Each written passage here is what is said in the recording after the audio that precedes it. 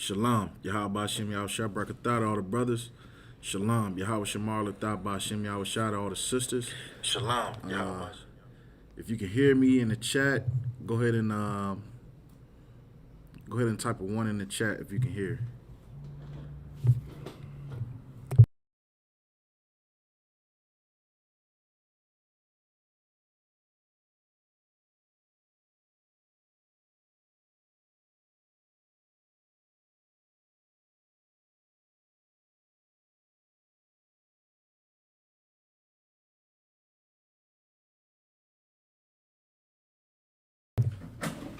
All right, shalom. If you have any questions, go ahead and type them into the chat. If you have any questions, go ahead and type them into the chat. Baba Kashah. Throw it out. And we got the Zondervan Bible Dictionary.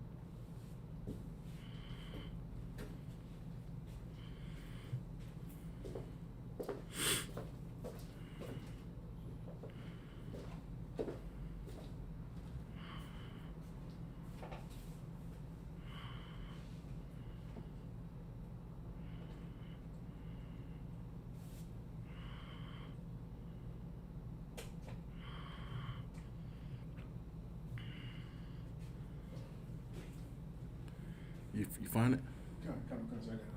All right, Most High in Christ. All right, so Abon, I'm about to send you a link to this article. 1 second.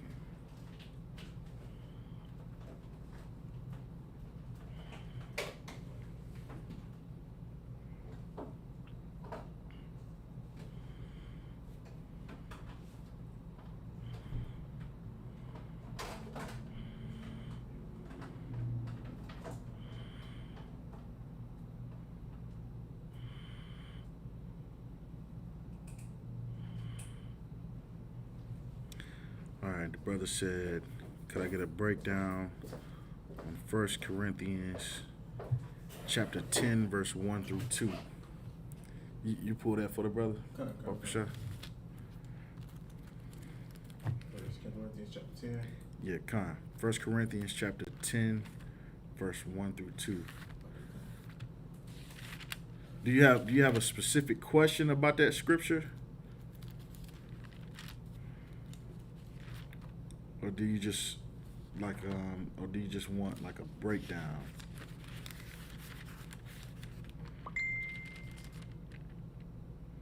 Oh, Salakia. Well,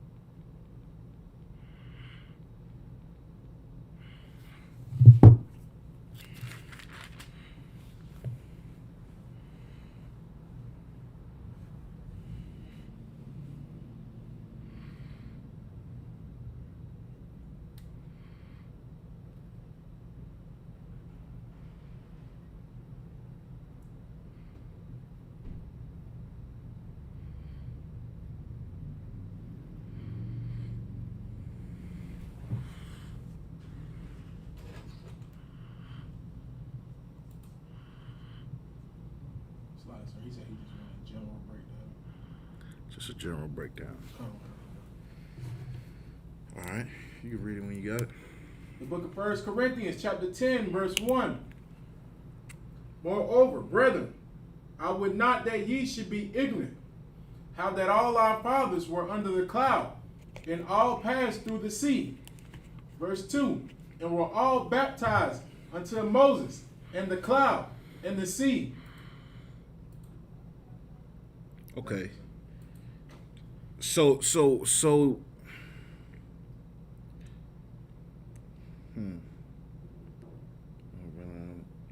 All right. So what is it about this scripture that has you confused, or have you not sure? Like, I mean, I can break it down, but I just want to make sure that that I answer your question as far as what about that scripture.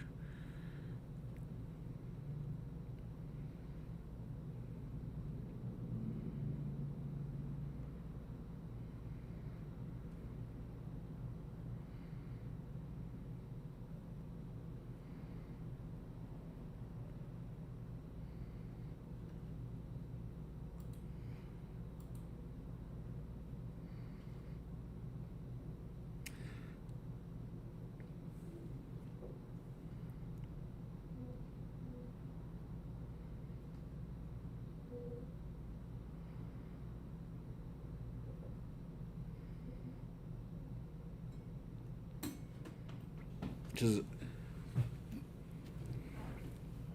see, are you wanting to know like why he's saying to not be ignorant, or are you just wanting a breakdown of what it means for about our fathers were under the cloud and all passed through the sea?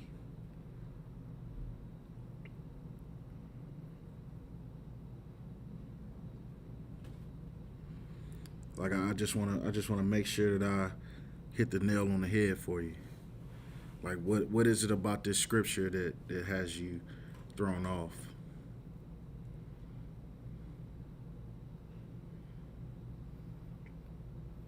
Okay, Slack, sir. He said on what the cloud and the sea is. Okay. All right. So read it again. The book of 1 Corinthians chapter 10, verse 1. Moreover, brethren, I would not that ye should be ignorant, how that all our fathers were under the cloud, and all passed through the sea. All right. So when it says under the cloud, upon what does that mean? The cloud in the Bible, this particular part right here, the cloud is talking about a chariot. Correct. So when you D'Angelo, he's a young man, correct? Okay, no sweat. So oftentimes in the Bible, the chariots of the Most High are referred to as clouds. At the time when Moses brought the children of Israel out of the land of Egypt, there was a chariot that accompanied them along the way, and that chariot was referred to as a cloud, a pillar of fire, and different things. But that cloud that it's talking about is talking about that chariot. So they literally saw a physical chariot that accompanied them when Moses received the law, statutes, and commandments. All right, read on. And were all baptized unto Moses in the cloud in the sea. All right, so now when it's talking about the sea, it says, and all passed through the sea. Abon, what's that talking about? So that's when our forefathers, the Most High, allowed Moses to bring them through the Red Sea. Correct. So that sea that it's talking about, it's a physical sea that we passed through when we left the land of Egypt. So what he's saying to be not ignorant, basically just because those men passed through the sea and actually learned the law, statutes, and commandments under those chariots, those brothers and sisters at that time, just because they had the I'm trying to think of the right word, they had the opportunity to witness those things, right, doesn't mean that because they witnessed those things that they were righteous and they were allowed to continue to enter into the promised land.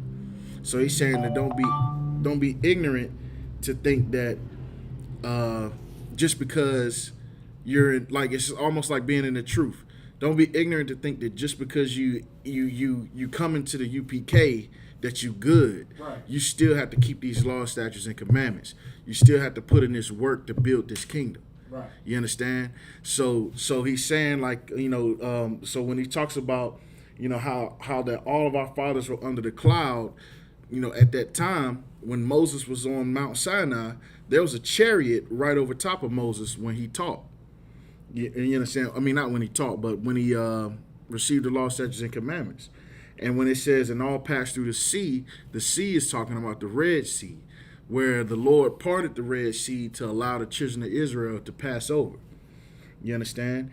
And read verse number 2 again. And were all baptized unto Moses in the cloud and in the sea. All right, so what does it mean to be baptized? D'Angelo, what does it mean to be baptized?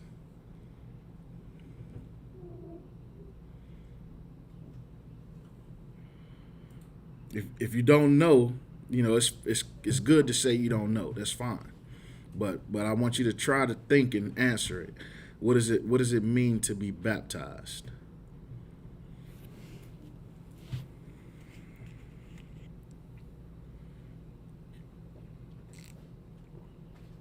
And another brother, one of the young man, Mikey Patterson, he referenced Isaiah 6.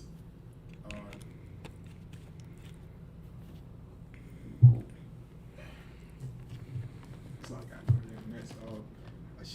Ashan said, by the words. Okay, by the words meaning what?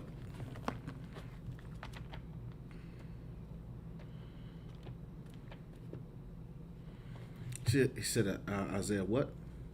Isaiah 6. I'm trying to get that one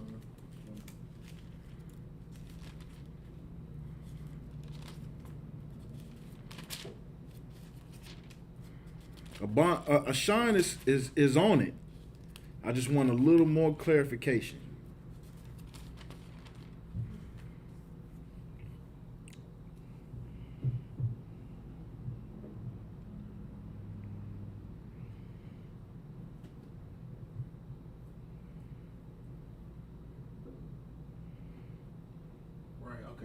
Sean, he referenced it again. He said laws, commandments, and obeying them. And D'Angelo said to listen to the scriptures and change.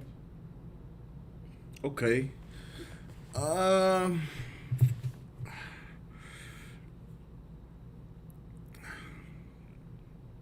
Okay.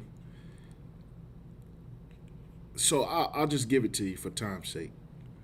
To be baptized means to be taught. You understand?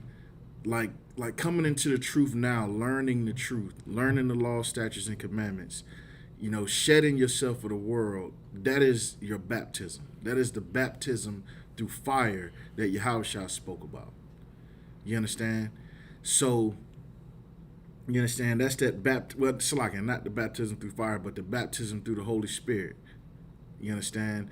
So that teaching and learning and applying the things that you learn when you're coming into the truth, that is baptism.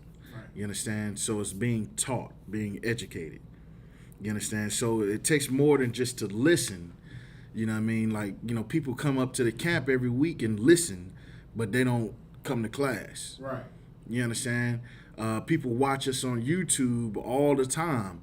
We get thousands of viewers in a lot of our videos, but we don't have thousands of people sitting here in class right now.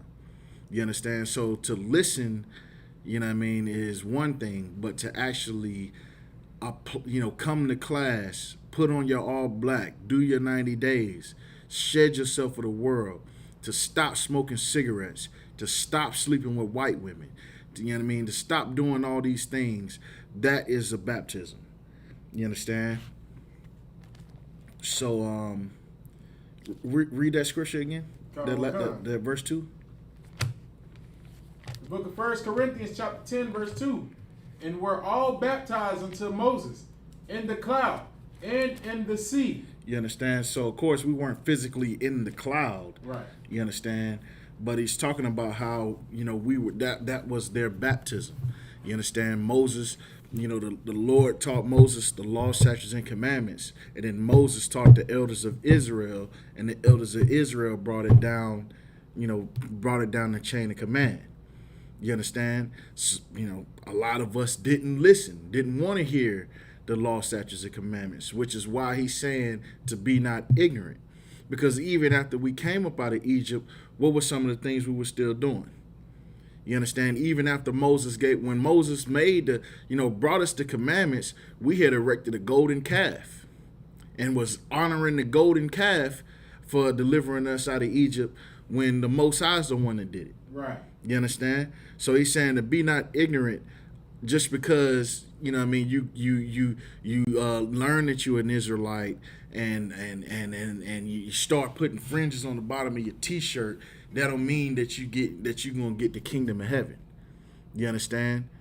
You gotta actually put in this work, the way Moses put in work, the way Aaron put in work. You understand? The way the men that accompanied Moses and Aaron in distributing the law, statutes, and commandments amongst all of Israel. Those are the things that it takes for us to rebuild this kingdom. You understand? All right. And what was the other scripture? You said not Ecclesiastes, Isaiah. Isaiah. What 6. he was in reference to the chariots. I can start from verse 1 if you need me to, sir. Is that what he wanted? But it's more of the. I'm trying to think who this was that had the vision. Let me go to 5 and see what this is. Well, what was the question, or what was he doing? He was just he was just saying, could you reference that? Oh, okay. All All right. Which scripture are you talking about? He just said Isaiah 6. He didn't give a specific. Isaiah 6. Let me see. We have a whole breakdown on the chariots, and I know that Isaiah chapter 6. Let me see.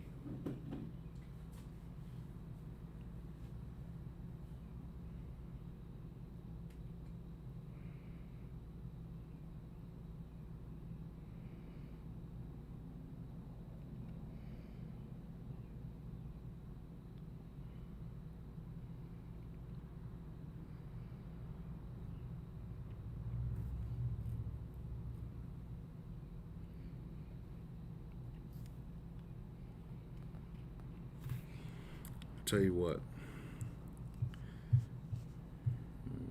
Let me pull this up real quick.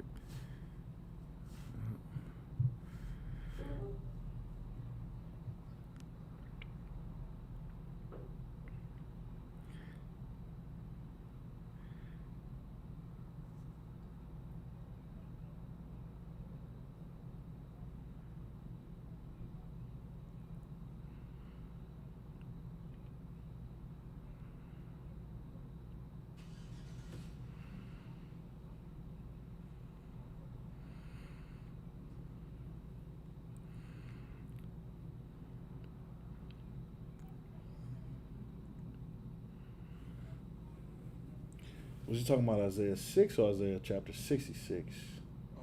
He just said Isaiah 6. I know Isaiah 6 is in referencing the chariot. It's a vision. Yeah, I mean it references the chariots, but I don't see where it references it to a cloud.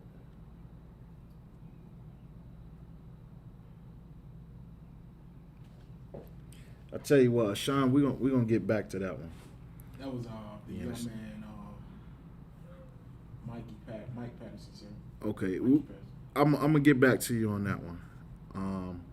We're gonna get back to you on that one because I don't think so. I don't think that'll be a good reference for what we're talking about.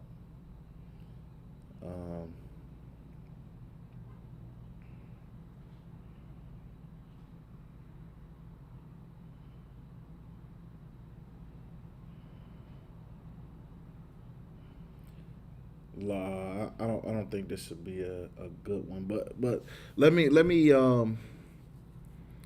get a breakdown on it and be sure. I don't think so, but I'm not 100% certain. So I would say la'ah, but let me get a breakdown on it to be sure.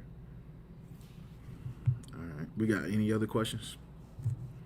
Sir, not right now, sir. All right. Abun, I sent you a link to an article. You got that article pulled up? All right. Let's read the title of that article, Baksha. Why has marriage declined among Black Americans?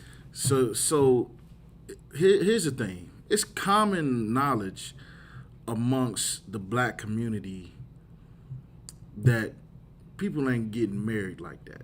Right. Or not only are they not getting married, but they're not staying married. You understand? And so, you know, what we're gonna do is we're gonna talk about this article right here. It's a profound article, and I felt like it needed to be brought out because, you know, there's a lot of things going on right now where there's a lot of whoredom going on amongst Israel, and you understand where, you know, it used to be a time where we honored marriage. You know, there used to be a time where people got together and stayed together. And now we live in a time where, you know, people get married by multiple different people in the same day. Right. You understand? And the next day they married to somebody else completely. Right. You understand? And these are the things that, you know, that if you know, a lot of people like to feel like, you know, slavery, or when slavery ended, our oppression ended, or when we got the right to vote, you understand, that, you know, we became equal in America and things like that. But what we don't understand is that there's been a systematic attempt to destroy the Black population for the past 400 years. You understand? And we're gonna bring some of this information out in this article. Go ahead and start reading this article out. One of the most important social changes unfolding in the United States over the past half centuries has been the decline of the institution of marriage. A decline especially steep among Blacks. Especially what? Especially steep among Blacks. So in the Black community, there has been a steep decline in marriage in the Black community. You know, Beyonce made that song talking about if you like it, then you should have put a ring on it. Right. You understand? Well, here's the thing. You know, why are Black people not getting married and staying married? You understand? Why are our families so destroyed to the point where you have a woman that'll have 5 or 6 different children by 5 or 6 different men? You understand? I have a joke that I tell all the time, and it's not funny because it's a tragedy, but it's a joke I tell all the time where, you know, a sister have 5 kids by 10 different men. You understand? Because a lot of these men, you know, will end up raising kids and on child support for kids, and then find out 18 years later that the child was never theirs to begin with. Right. You understand? So these are things that destroyed the Black community. You understand? Because think about it. You understand? The man is supposed to be the head of the household. He's supposed to lay down the structure, which then gives a hedge of protection around the house. So if there is no man that is the head of a household, then that household has no protection. So what ends up happening in the Black community? You understand? A lot of children grow up without fathers, and they end up getting raised by the streets. You understand? When they get raised by the streets, what ends up happening? You understand? They either end up joining a gang, end up selling drugs, end up getting caught up in the street life. You understand? A lot of my friends growing up, you understand, brothers was constantly going back and forth to alternative school because they was getting kicked out of school. You understand? Because they was fighting, gang banging. You understand? Getting caught with guns in school. You understand? And the common denominator between all of it is that all of their families were fatherless homes. Sometimes you'd have children by different fathers in one house. You understand? That's a complete abomination according to the Lord. You understand? Read on.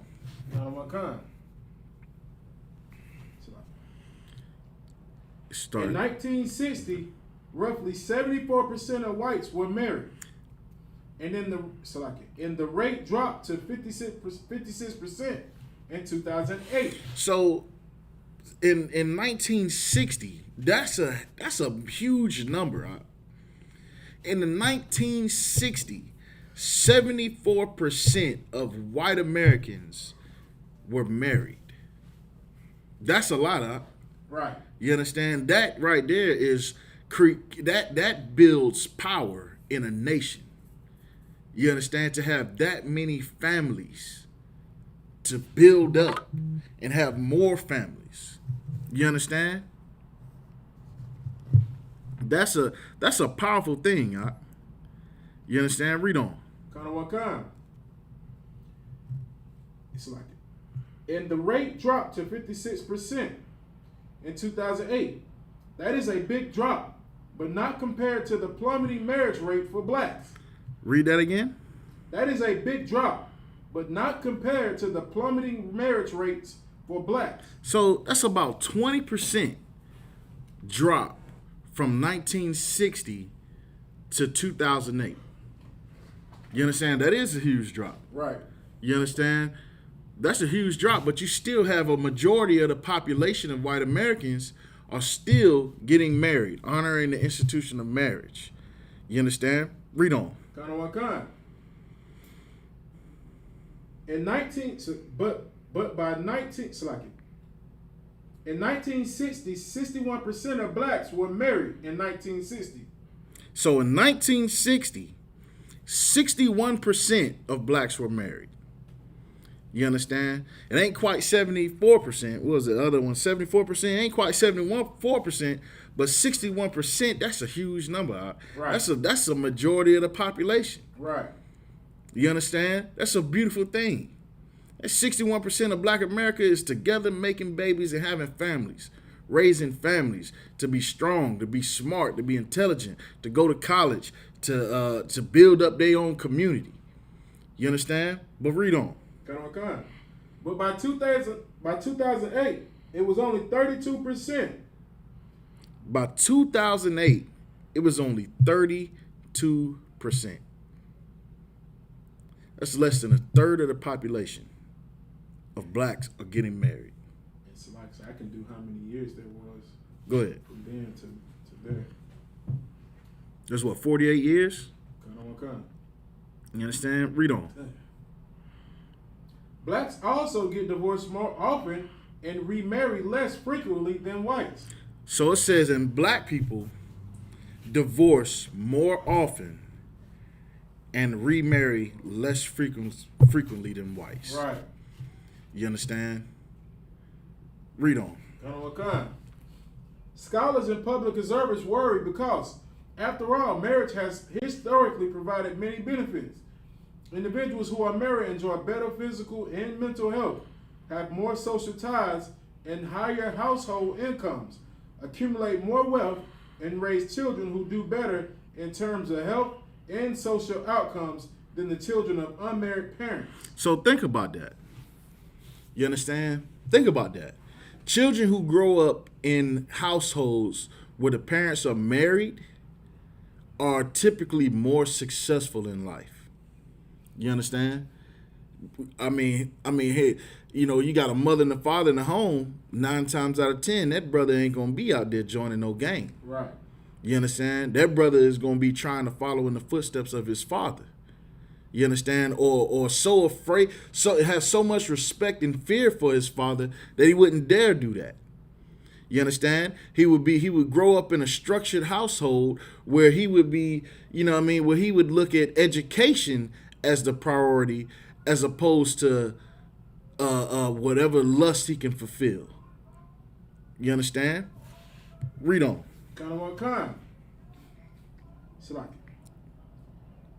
Because the decline of marriage has been so sharp among blacks, this group has received close scrutiny. Go ahead. Some analysts argue that black women in particular place little value on marriage. Whoa. Damn. Wait a minute. Damn. Wait a minute. You understand? You know what, Abon? I agree with that. You understand? I agree with that. Because a lot of what goes on a lot in the black community is you have brothers that are willing to marry a lot of sisters. Right. You understand? There are brothers who get with a sister, be with that sister, and try to make it work with that sister. You understand? And the thing is, a lot of brothers fear proposing to a sister because they don't even know if they can trust this woman. Right. You understand? If they can trust that this woman gonna stick with them, or if she gonna throw them to the side and divorce them and take half or nothing. You understand? Just to go off and come up and put him on alimony and child support to go be a super whore for the rest of her life. Right. You understand? Which is a common thing in the black community. You understand? It's a common thing. Now, granted, there are exceptions.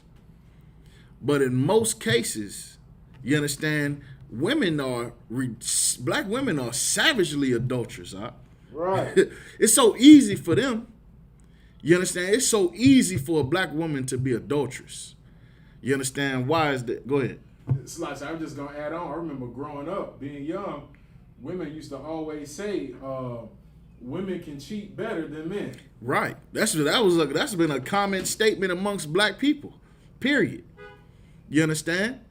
That women are better cheaters than men. Good. Right. You understand? A lot of these sisters, they have a husband at home. You understand? But yet they go to these jobs and have work husbands. You understand? Or had the friend that is at work that's a guy friend that's on the side, you know what I mean, from their husband. You understand? And it's so easy. It's so easy because, see, a lot of times, you know, you accuse a woman of cheating, all of a sudden all hell break loose. You understand? You might not get no cookie that night. And guess what? If you don't get no cookie for about 3-4 months, you understand? Let you step out. Oh, she taking half. Right. She taking half.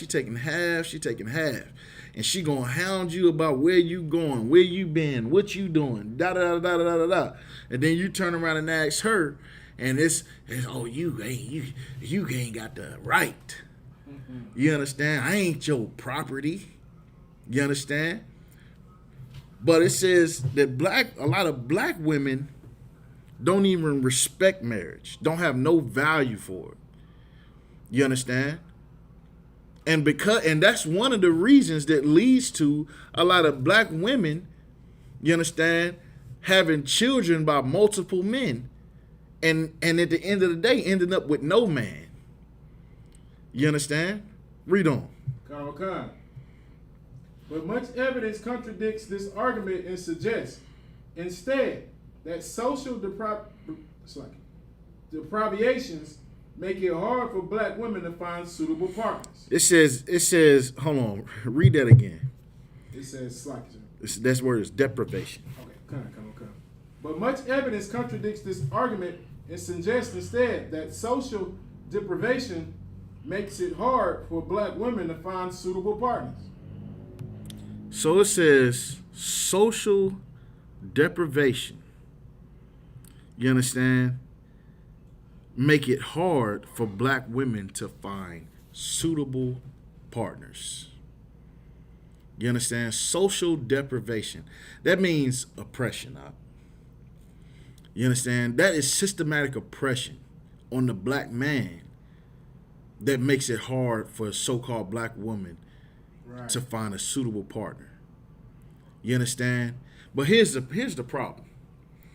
The problem is, the reason why it's hard for a black woman to find a suitable partner is because most black women don't give a damn about black men. Right. Don't give a damn about what black men go through on a daily basis. The oppression that black men face. You understand? You know, you got brothers right now in prison, and the only crime they committed was losing their job. Right. You understand? Trying to take care of their child, trying to take care of the woman that they loved and was willing to die for. And all of a sudden, because she don't value marriage, You understand? She just gonna break up with you, put you on child support, and go find some other brother to get her pregnant and put on child support. It's almost like it's a hustle, LeBron. Right. You understand? It's almost like a hustle. You understand? I done met a few sisters that got multiple kids and got all their baby daddies on child support. Good night. You understand? Like, how can you sit there and say you independent and you getting child support? Right. You not independent, sis. You understand? You just not. You understand? You are still relying on that man. You still getting help from that man. So you're not independent. Right. You understand? Read on. Khan. In his 1965 research report, The Negro Family, The Case for National Action, Daniel Patrick Moynihan, a social scientist who later became a U.S. Senator, argued that high poverty rates among blacks were in a significant part due to the foreign culture values, a difficult historical experience. He argued black women preferred Matriarchal families, and their values contributed to disproportionately high rates of childbearing outside of marriage. Wow. Wow.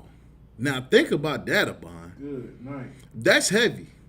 You understand? That is heavy.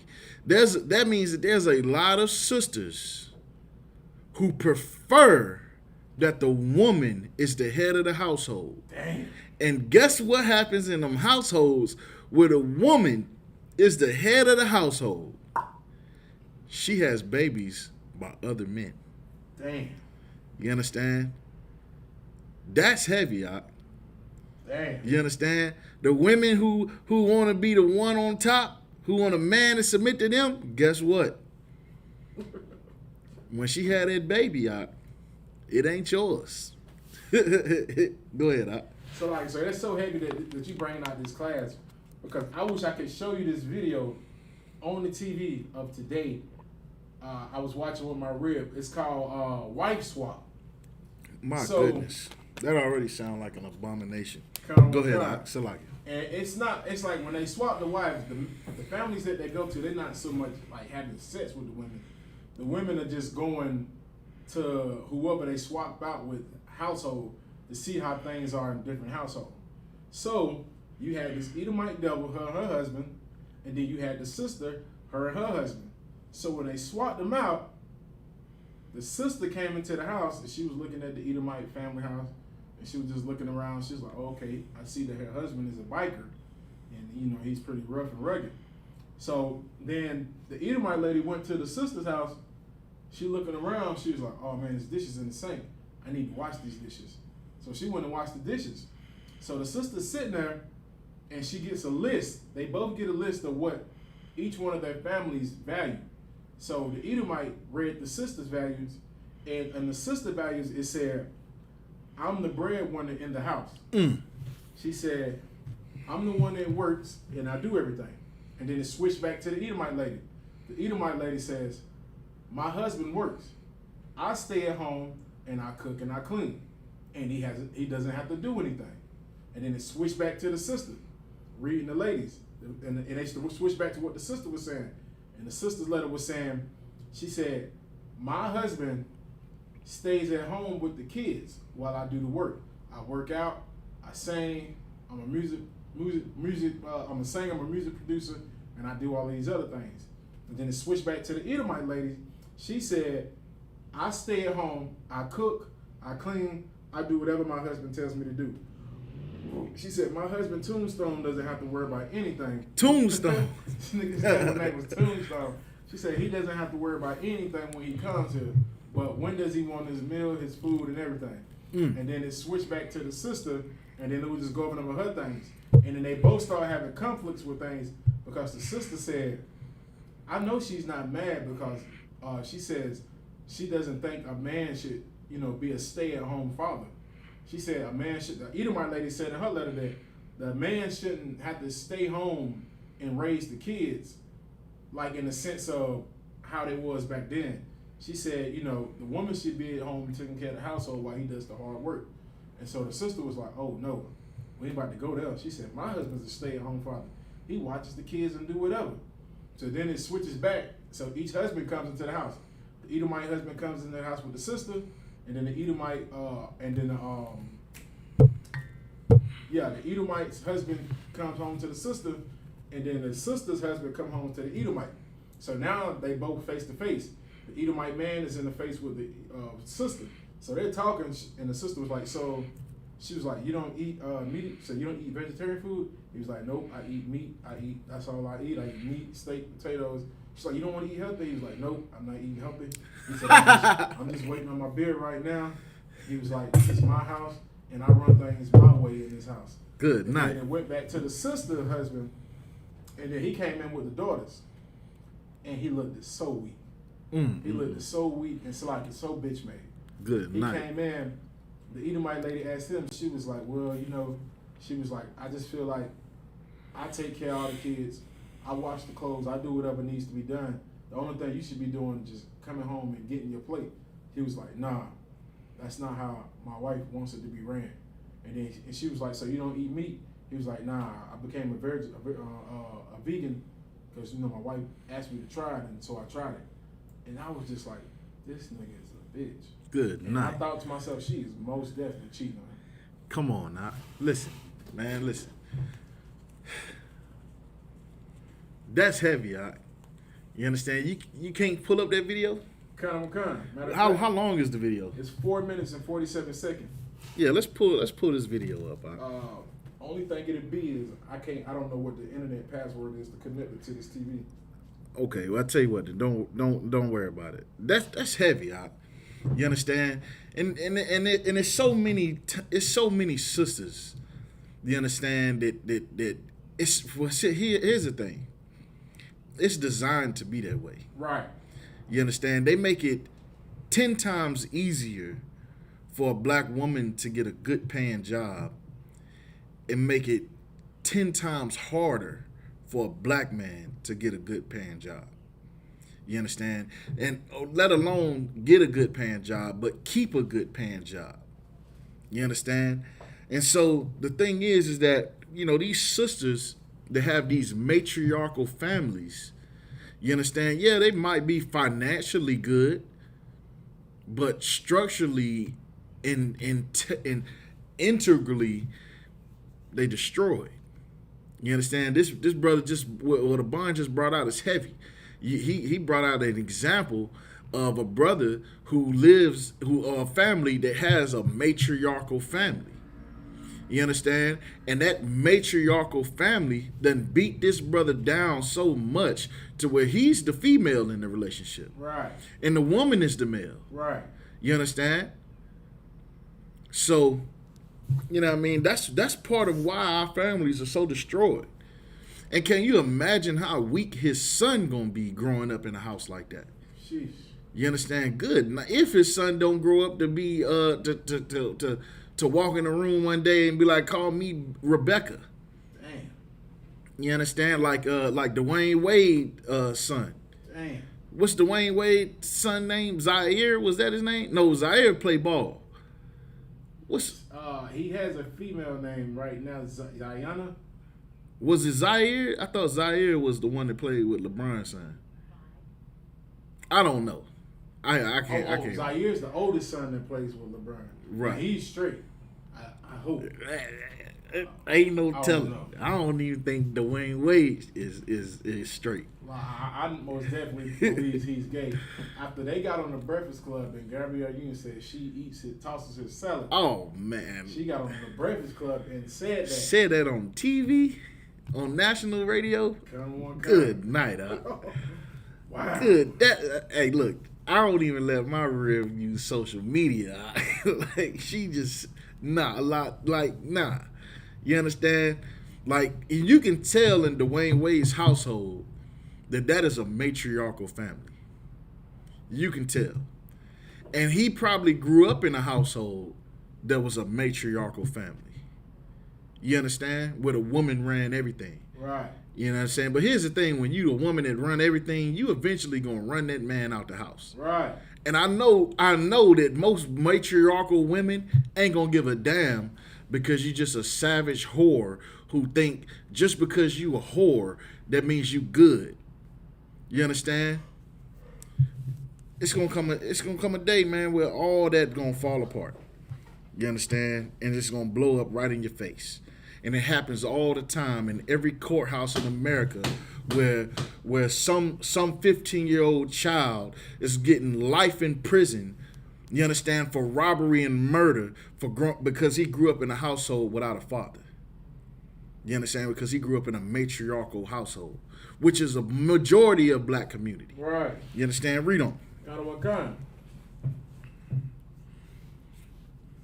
Slightly. Scholars in public observers worry because, after all, I don't know. Wait for a minute. Slightly. I think you were at the part where Kind of what where you're talking about the matriarchal families and their values contributed to disproportionately high rates of childbearing outside of marriage. Good night. Go ahead. In turn, black families without fathers lead to larger social ills, social ills such as crimes, joblessness, poverty, and overdependence on welfare. Now let me ask you a question. Is it your goal as a parent for your child to grow up and be poor? For your child to grow up and be a criminal? For your child to grow up and not be able to keep and hold down a job? For your child to depend on welfare? Is that your goal as a parent? Because if you are a matriarchal family, that's the outcome. You understand? This is studies that's been going on since the 60s. That is the outcome of a matriarchal family. You understand? Now there's a new outcome. You understand? I'm seeing it all on the internet where you got these little boys wearing dresses and Daisy Dukes. You understand? Twerking on TikTok like it's cute. You understand? Read on. Go ahead. And it's like, so I was just going to say, what we see now with this homosexual agenda is the result of women who are in control of the households. Right. They want that boy to be so, so unmanly that they just beat any type of form of masculinity out of him. Right. To the point to where she starts to treat him just like a little girl. That's mama's little man. Come here, baby. Let me kiss you on your head. Now he's just so filled with emotions that he grows up and becomes gay. Right. You understand? Black woman, what you gonna do when all the black men turn homo? What you gonna do then? You understand? That's I think in Atlanta, I think I can't remember how long ago it was, but in the city of Atlanta, and it blew my mind when I read this. But the city of Atlanta, black men, 80% of black men in the city of Atlanta openly identify as homosexual. Good night. You understand? 80%. Damn. That's ridiculous. You understand? I wonder how many of them brothers grew up in matriarchal families. And then here's the thing. In Georgia, the state of Georgia has further passed laws to enhance that type of environment. To give more power to matriarchal families. Now in Georgia, it's considered assault to sleep with a woman without a rubber. That's considered assault. You know what I mean? She can give you the box 100 times. And then one day just decide, I'm going to press charges on this man. You understand? Now, the reason why they doing that, why they passed that law, what they say is because the AIDS rate was so high in Georgia. You understand? So they consider it to be assault just to have sex with a woman without protection. Sheesh. You understand? But also, not only that, but in Georgia, if you get a woman pregnant out, okay, take that back. If a woman gets pregnant, at 8 weeks pregnant, she can put the man that she thinks is the father on child support. She can put him on child support out at 8 weeks pregnant. You understand? I mean, before the child even born, the father might be locked away in prison. Because they lock you up for not paying child support. Right. You understand? It don't go on your credit. They arrest you for that. You understand? And then you got brothers, it's some brothers that just won't pay it because they don't know if the child theirs. Right. They just won't pay it. You understand? I know brothers right now that just don't pay child support and end up going to jail. You understand? And then here's the sad part. Some of these brothers go to prison multiple times for child support just to finally have their day in court to find out that the child ain't even theirs. Ain't that something, huh? You understand? Read on that article. So like, at the heart of the deterioration of the fabric of Negro society is the deterioration of the Negro family. Moynihan concluded, do empirical data support this argument? Using data from 21 cities, social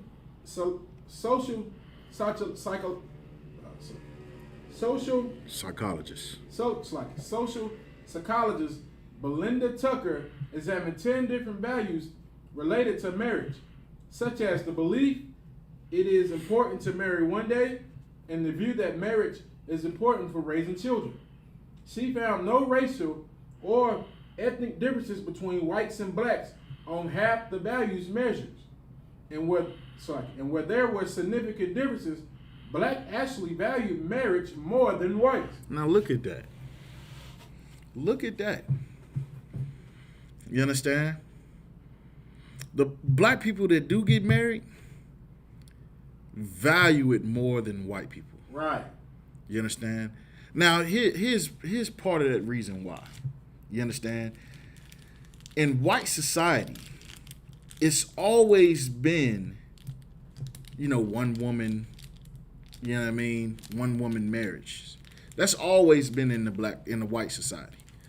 In the black community, we come from a nation of people who are polygynous by nature. You understand? So here's the thing. Black men have a very strong desire to be with the black woman. Right. Even starting at a very young age. For white men, they desire other men. You understand? Because you go back and look at the Greeks and them Romans.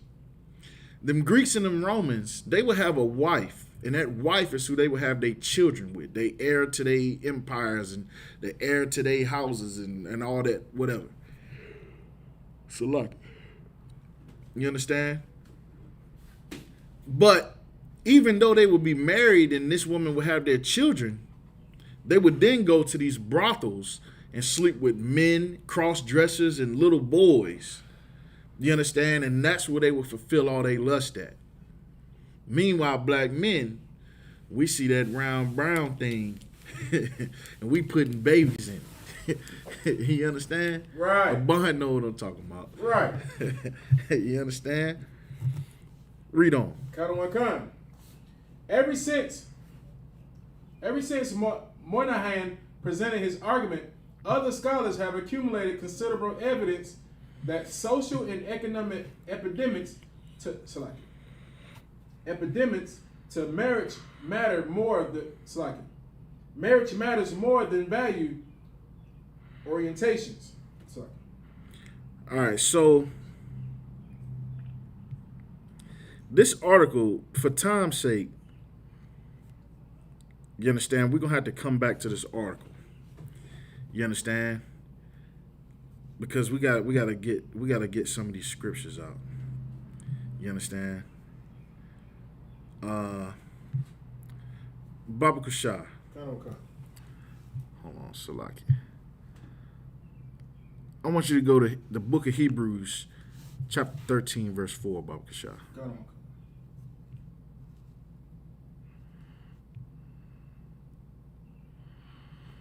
We're going to try to move quick. Try to move as quick as possible. We might have to do a part 2 to this class. Come on. You understand? Matter of fact, on part 2, we're going to play that clip. Ooh-wee. You understand? We're going to play that clip. Hebrews 13, sir? Hebrews 13 and 4, Baba Kashah. Go on. The book of Hebrews, chapter 13, verse 4. Marriage is honorable in all. You understand? Marriage is honorable in all. You understand? It's a beautiful, honorable thing to get married. Now, here's the thing. Here's the thing about marriage, right? What is marriage? You understand? Somebody in the chat, I want you to type in the chat for me, what is marriage? Matter of fact, let's go in the Zondervan Bible Dictionary. Let's find out what marriage is. You know what I'm saying? It says marriage is honorable in all. You understand? But what is marriage actually? Right. What is it? You understand? Because in America, if we go by what we know here in America, what we've been taught since childhood, what we learned in the Christian church, what we learned in elementary school, you understand? What we learned from the moment before we can walk. You understand? We learned that marriage is when two people come together and one man gets down, the man gets down on his knee, gives her a ring, says, "Will you marry me?" She says yes. You understand? Meanwhile, they've had sex 100,000 times. You understand? And then they go and set a date, and they go find a church and find a pastor, and then they go to the courthouse and get their little certificate, and then they have their wedding. Right.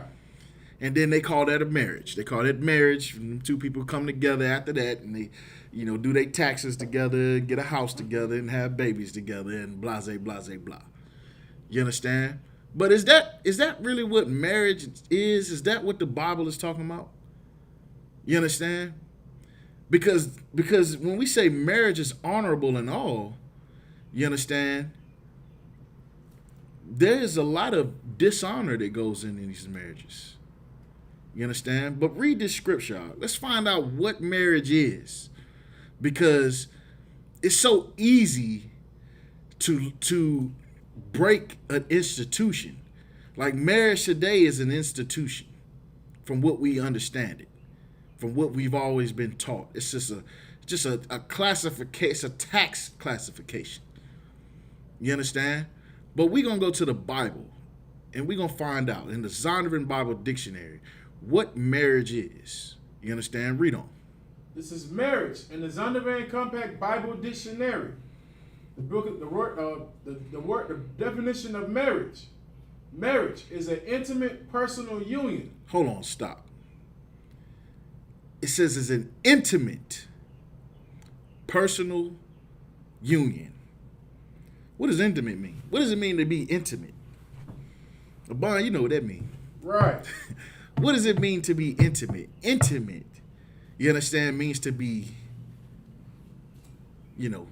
close. You know what I mean?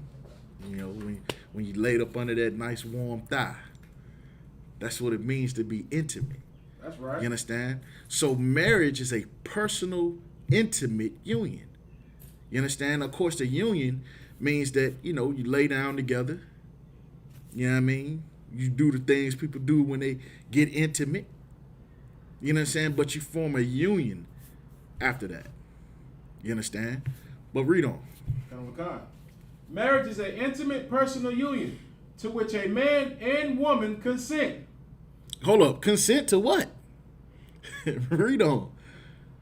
Consummated and continuously nourished by sexual intercourse. Hold on. It's consummate. Read that again. Consummated and continuously nourished by sexual intercourse. By what?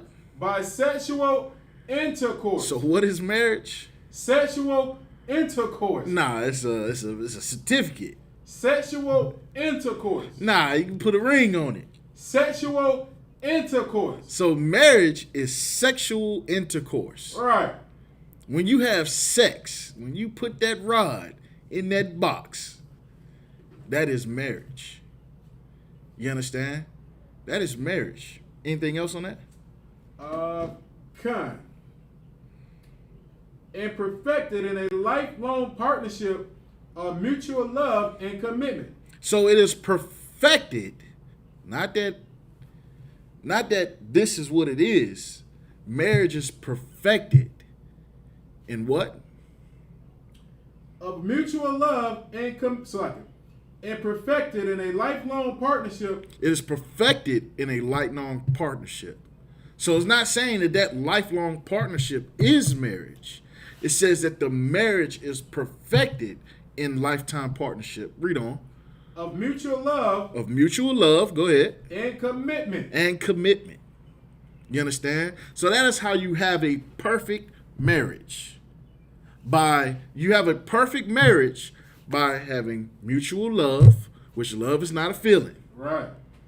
You understand? Love is an action.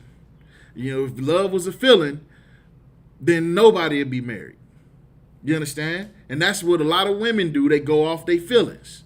They divorce a man because of their feelings, because they don't feel the love. They don't love this person anymore. They don't have no feelings for this person no more. But that ain't love.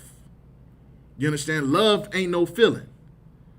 You understand? Love is a duty. You understand? A lifelong partnership. You understand? Read on. Kind one kind. And it's constantly, the perfect marriage is one, you got to continuously have sex. Continuously. Even when you mad at each other, lay that rod. Even if you mad at her, you can't stand to smell her breath in the morning. Lay that pipe. Do it. You understand? And sisters, even when you can't stand to look at him, you hate the way he snore. You understand? You don't like that he don't respond to your text message. Give him some. You understand? Follow these principles. And even though, you might have had a time where you can't stand each other, you continue to lay that pipe. You continue to give him that box. Everything going to end up working itself out. And to have mutual love for each other. You understand? Love that man. You understand? Even when you don't want to, do it. You spread your legs for him, love the man. You understand? Because here's the thing. A lot of men love many women that they can't stand. I know that personally. You understand? Every brother done experienced that. Am I right, Abon? You understand? Not most of the brothers on child support in prison right now is in jail for child support because they loved a woman who they couldn't stand, who they knew they shouldn't have married. You understand? Read on. Anything else on that? I could if you wanted me to, sir. Go ahead. It is also a social institution regulated by the word of the Most High. It's a social institution regulated by the word of the Most High. You understand? The scriptures say, let God be true and let every man be a liar. You understand? So if somebody tells you that you got to go sign a piece of paper to get married, that's a lie. You understand? That piece of paper ain't regulated by the Most High. Who is that regulated by? Abon, who is that? Who is marriage regulated by today? By the so-called oppressor, sir. By the so-called white man. You understand? He's the one who regulates marriage. You understand? He's the one that signs the documents, that approves marriages. You understand? So marriage today is regulated by our oppressor, not the Most High. You understand? So we're gonna drop that out. You understand? I want you to go to back to Hebrews 13 and 4. What kind, sir? The book of Hebrews, chapter 13, verse 4. Marriage is honorable in all, and the bed undefiled. The what? And the bed undefiled. So that's how you know that sex is marriage. Right. You understand? Like, here's the thing. The Christian church will have you thinking that sex is fornication. If you ain't go down to the courthouse and get that paperwork, you fornicating. You understand? That's fornicating. The Christians say you're gonna go to hell for doing all that fornicating. That's how the Christians say. You understand? But sex is marriage. You understand? I don't know about these Christians out, but I would rather my daughter learn at a very young age that whoever she gives her body to is her husband for the rest of her life. Right. I would rather her have that principle in regards to sex and grow up with that principle than to think that marriage is when somebody gives her a ring and she goes to the courthouse and signs a document. Because what that means is sex that ain't to be honored. You're not supposed to honor sex. And that's the American way. Sex is not honored in America. There's a duty that comes with sex. You understand? You can't just have sex with a woman and then throw her away. You can't just have sex with a man and just throw him away. You understand? I would much rather my daughter grow up understanding that sex is marriage. Why would I rather have her understand that? Because then she gonna think twice before she go and lay down with a man. You understand? She gonna think twice about it. You understand? Because she gonna be like, is this man worth me spending the rest of my life with him? You understand? That's heavy to think about at 15. Hell, You understand? 15, 16 years old. Oh, that's a lot to think about. You understand? And I'm willing to bet you teach a young man that at 15, 16, he probably thinking twice too. Do I really want to spend the rest of my life with that one there? Right. I don't know. I had to take a couple years to wait. You understand? So them children gonna grow up making wiser decisions when it comes to sexuality. Because now they understand that sex is marriage. You understand? Now, you lay down with somebody, then what does that mean? Marriage is honorable in all. The bed is undefiled. So you are not committing sin when you marry, when you have sexual intercourse. That is not a sin. It's only a sin when you divorce that woman, when you throw her away, when you throw him away. You understand? When you commit fornication and adultery and things like that, when you sleep with another man's wife. You understand? And a lot of brothers are friends with women that have a man. You understand? Like I was talking about the work husband. You understand? Matter of fact, we're going to talk about these work husbands. You understand? Give me that scripture in the Apocrypha. Ecclesiasticus chapter 9, verse 8. Ecclesiasticus 9, verse 8. The book of Ecclesiasticus, chapter 9, verse 8. Turn away thy eye from a beautiful woman. Turn away thine eye from a beautiful woman. You understand? That mean, does that mean not to look at a beautiful woman? You understand? Lord, that don't mean not to look at a beautiful woman. You understand? Read on. And look not upon another's beauty.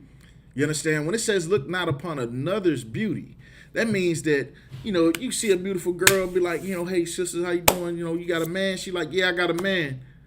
Boom. That's it. Don't look at another's beauty. That beauty belongs to someone else. That beauty is claimed. You understand? It don't do you no good to even look at that. You understand? Salaki. You understand? It don't do you no good to even look at that no further. You understand? Because that woman belongs to another man. That's another's beauty. You understand?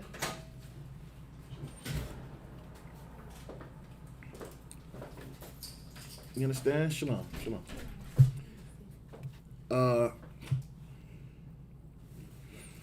You understand? Go ahead and finish getting that scripture out.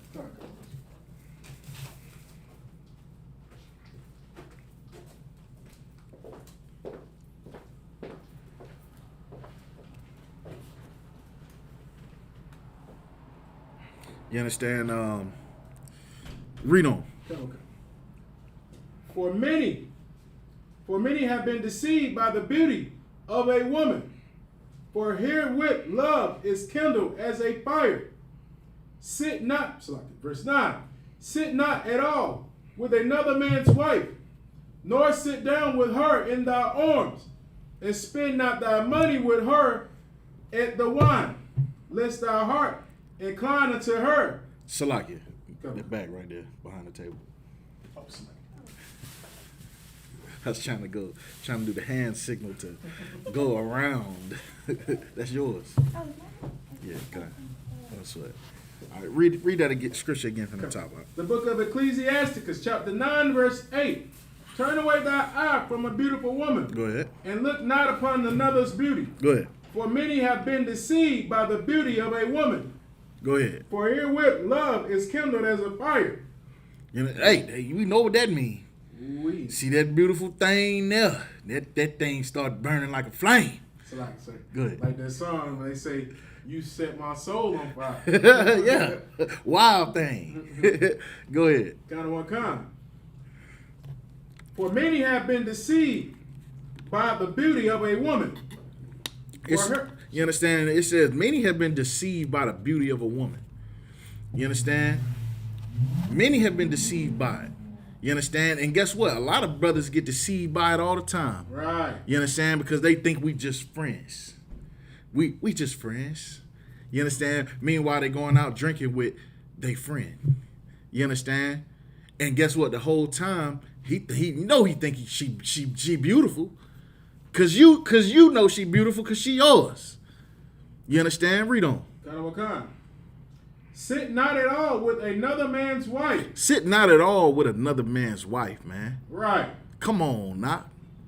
You understand? Don't even go sit. You know, don't be sitting and talking with another man's wife. Right. You understand? Read on. Nor sit down with her in thy arms. Don't sit down with her in our arms. You know how it is when so many sisters be crying. Oh, he yelled at me. Oh, baby, it's gonna be okay. Don't even worry about that, man. He gonna get over it. Don't even stress all of that, man. You a good woman. You understand?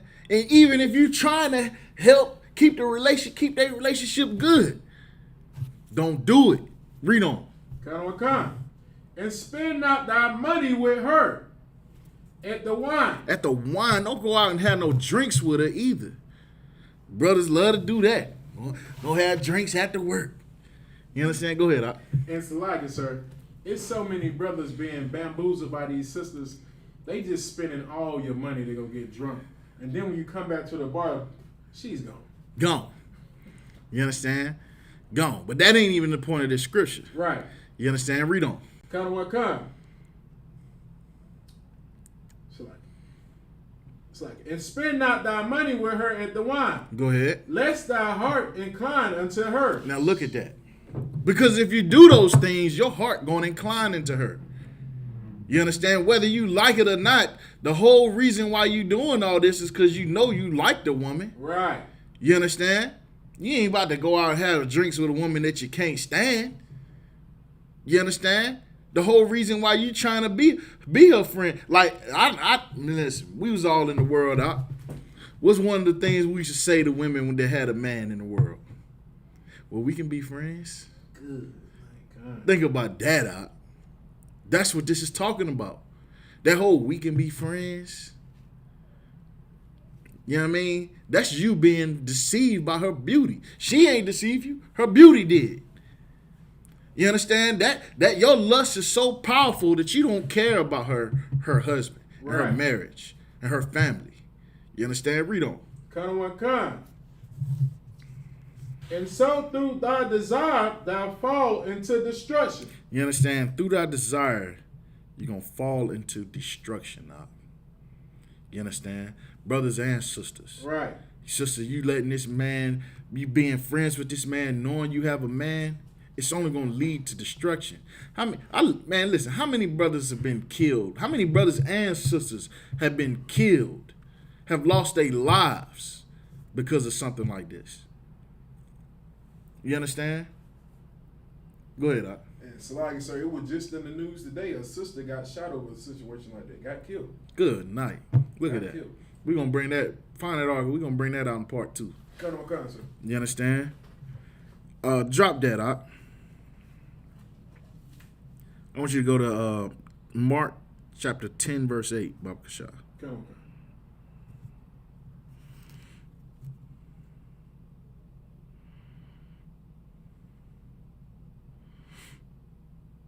The book of Mark, chapter 10, verse 8. It's like 10, sir. 10, verse 8, sir. Yeah, 10, verse 8. 6, sir. 10, verse 8. Okay, come. And they twine shall be one flesh. So then they are no more twine, but one flesh. Read it again. Come. And they twine shall be one flesh. And these two, hold on, read it again from the top. And they twine shall be one flesh. You understand? When two people come together, they become one flesh. They become one, like how they don't physically become one flesh. Like your blood don't match her blood type. You know what I'm saying? Y'all don't have the same DNA at that point. You're not one flesh physically. But it's becoming one, like one body, like becoming one mind. You're becoming one. How do you become one? By having order. You understand? Read on. Come. So then they are no more twine. There's no more twine. These are no longer two individuals. Once you two come together, you are one person. Sister, when you step out of that house, you are your husband. You represent your husband. You do the things that your husband say. Right. You think the things that your husband tell you. That, well, you know, you don't think what you want to think. But you're going to represent your husband when you step out of that house. You're going to make decision for the benefit of your household and your husband. Read on. Come. But one flesh. You understand? You're no longer twain. You are one at that point. You understand? Read on. Come. Verse 9.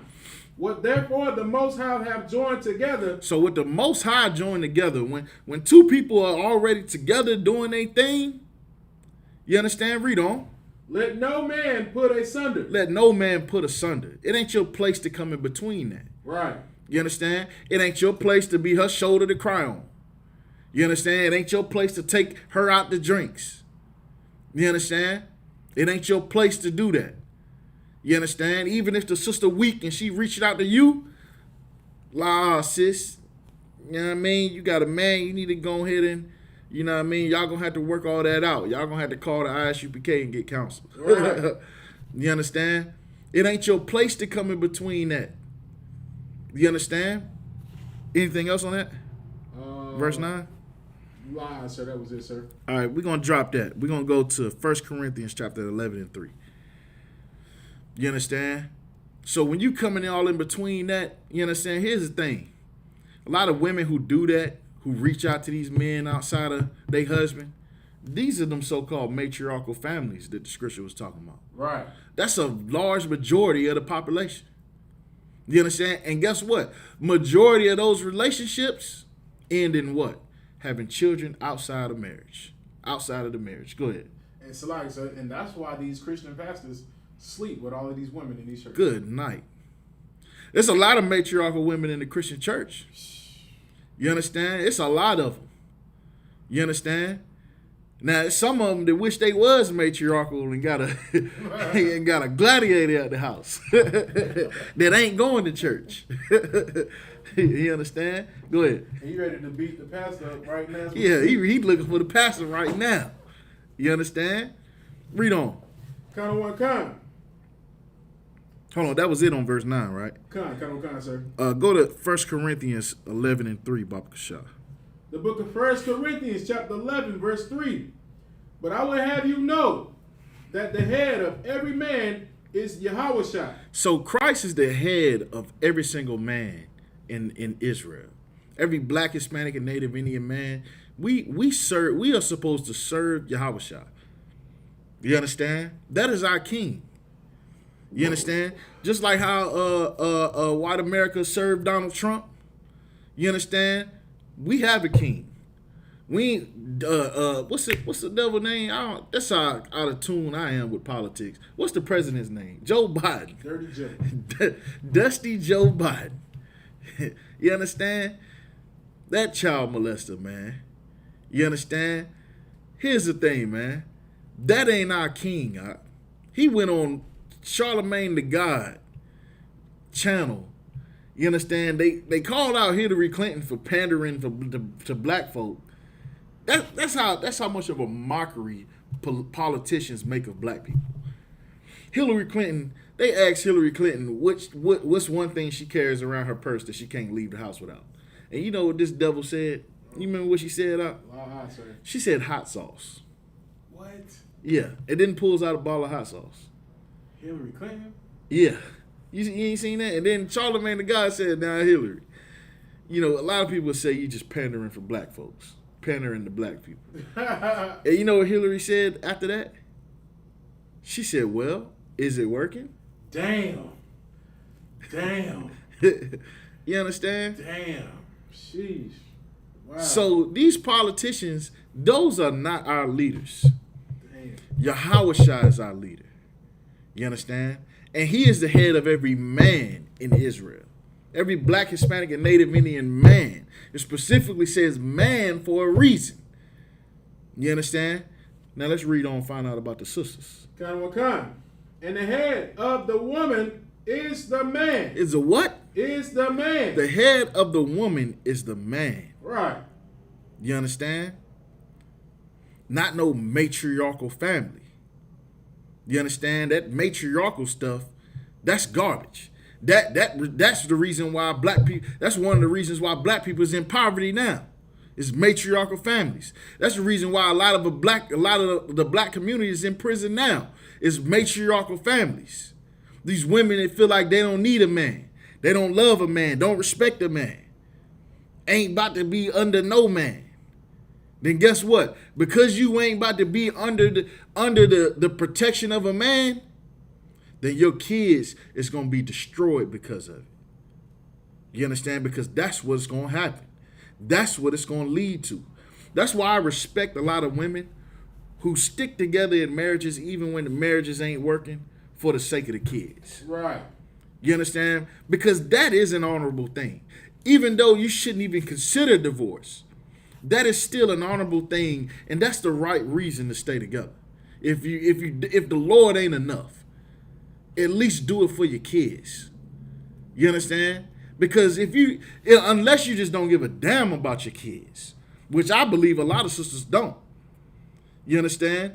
Because I believe some sisters having kids just to get a paycheck, just to put a man on child support. You know what I'm saying? Sleep with a brother just long enough to get his information and know who he is, and then get pregnant. Boop! Child support. You understand? Next thing you know, she long gone. 6 months later, you getting a letter in the mail. You understand? Talking about your pay gonna be docked. Or I don't know how it can. I ain't never been put on child support, so I don't know. You understand? Go ahead, Op. It's like, sir, and I seen a sister. It was horrible. The sister was 4 months pregnant, and the only thing she kept telling this brother we knew was, she said, "Wait till after I have this baby, your ass going on child support." Listen, I had a sister tell me the same thing. You understand? Repeated them words to me for 9 months just to find out that the baby wasn't even mine. You understand? Ooh-wee. So listen, there's a lot of sisters out here that's just tearing black men apart, and then have the nerve to say Black Lives Matter. Damn. You understand? Read on. Go ahead. And the head of the woman is the man. And the head of the woman is the man. Anything else on that? Go ahead. And the head of Christ is the Most High. And the head of Yahushua is the Most High. Drop that out. I want you to go to Genesis chapter 3, verse 16, Baba Shah.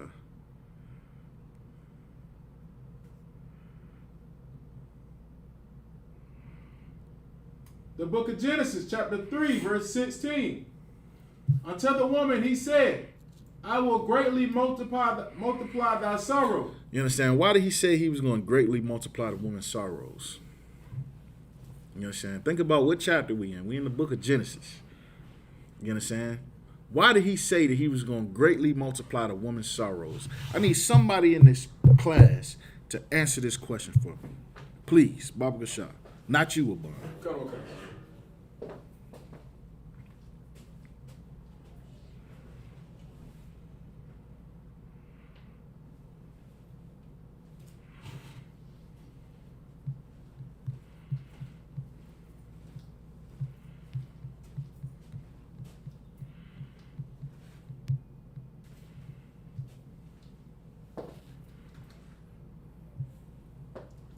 Tawaba.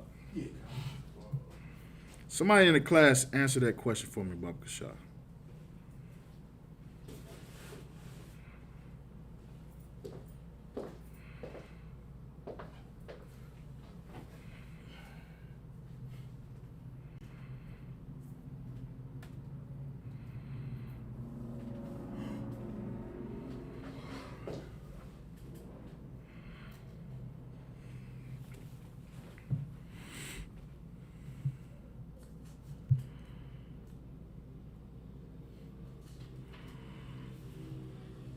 Anybody want to take a crack at it? Why? We've been talking about it all day. We've been talking about it the whole class. Why did the Most High greatly multiply? Because who's the woman we talking about, first of all? You understand? Abban, you can answer this one. Come on. This is talking about Eve. Talking about Eve. You know, we all know who Eve is. So why did the Lord greatly multiply the sorrows of Eve? Anybody tried to answer yet? Nah, sir. All right, so for time's sake, we're gonna go ahead and lay it out. Because she was matriarchal. Right. You understand? Because Adam followed after Eve. Adam did what Eve suggested, and disobeyed the Most High and listened to his woman. You understand? Instead of checking her and keeping everything in order. You understand? So the Lord punished Eve and Adam because of this incident. But specifically, we're talking about Eve. So as punishment for that, he greatly multiplied her sorrows. You understand? Read on. Khan. I will greatly multiply thy sorrow in thy conception. In thy conception. That's what it's talking about. You understand? Them sorrows and them conceptions. It used to be a time where a woman could have a baby and it not hurt so bad. But now the Lord greatly multiplied it. You know, so much so in that delivery room, it seemed like the Exorcist movie. Right. You understand? She's screaming bloody murder. You understand? I done heard women scream at levels I've never heard a human being scream at before delivering a child. You understand? Didn't even know it was possible to scream like that without dying. You understand? You would think she was dying. Read on. Khan. In sorrow thou shalt bring forth children. In sorrow thou shalt bring forth children. You understand? So women was punished at one point in time for being matriarchal. You understand? Read on. Khan. And thy desire shall be to thy husband. Shall be what? And thy desire shall be to thy husband. Read it again. And thy desire shall be to thy husband. In a matriarchal family, who is the desire? Who is the desire towards? Good night. You understand? Whose desires does the woman serve in a matriarchal family? She serves her own. You understand? The man serves her desire. You understand? Your desire is supposed to be towards your husband. You understand? You're supposed to look up at your husband and think to yourself, what can I do for you, my Lord? You understand? That's the spirit of a woman towards her man. What can I do for you, my Lord? How can I serve you, my Lord? You understand? That's what Sarah did for Abraham. Right. You understand? And it ain't a sister walking alive that's a better woman than Sarah. You understand? The sisters in the UPK is the closest thing to it. And that's what Sarah did. You understand? She woke up every day thinking, how can I serve you, my Lord? Not only did she do that, but she also gave him a handmaiden to have a child with. Because her desire was towards her husband. Her husband's desire was to have a child. And she was barren. So her desire, she gave him a handmaid to marry because her desire was towards her husband. Imagine if she was matriarchal. Good night. Dang. You understand? Isaac would have grew up in a fatherless home. Probably would have grew up homosexual. And then guess what? Ain't no children of Israel. Ain't no 12 tribes. You understand? So when you think about it in that aspect, we think our lives are small and meaningless and like to think our lives mean nothing and the choices we make today don't mean nothing. You understand? They mean everything. You understand? Because the forefathers that came before us, you understand? They made decisions that led to us becoming a people. You understand? And with that, we're going to pass the class over to Aban Kara, Precinct Officer Aban Kara.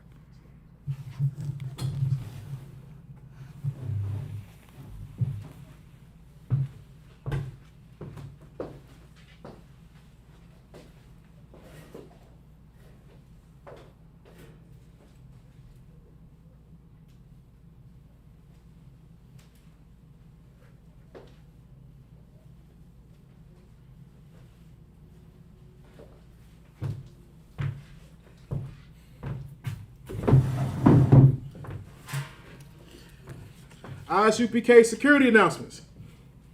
We are the ISUPK, started out of 1 West 125th Street, Harlem, New York. Rule for new brother and sister. When a new brother or sister comes into the school, they are off limits for 6 months. They are to be saluted only. They are here to share themselves to the world. If they need transportation, the teacher will arrange it. After 6 months, if a brother or sister has an interest in a particular person, he or she must get permission from the head to speak to a brother or sister. There is another 6 months in which a brother and sister will court each other. After this 6-month period, the brother and sister will get permission from the head to marry. Tithes, which is a commandment. Numbers 18 through 21. Malachi chapter 3, verse 8 through 10. Means tenth in the Hebrew, Ma'asharah. 10% of every penny of any increase the Lord gives you, give to the treasury department or teacher. Priest funds, free will offering for priests, not mandatory. Whatsoever amount you would like.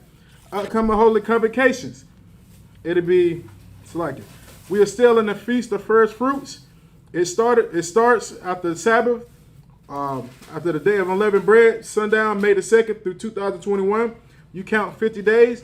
You celebrate the 50th day, which is Sunday, June the 20th, which will be next month. 2021 starts before sundowns.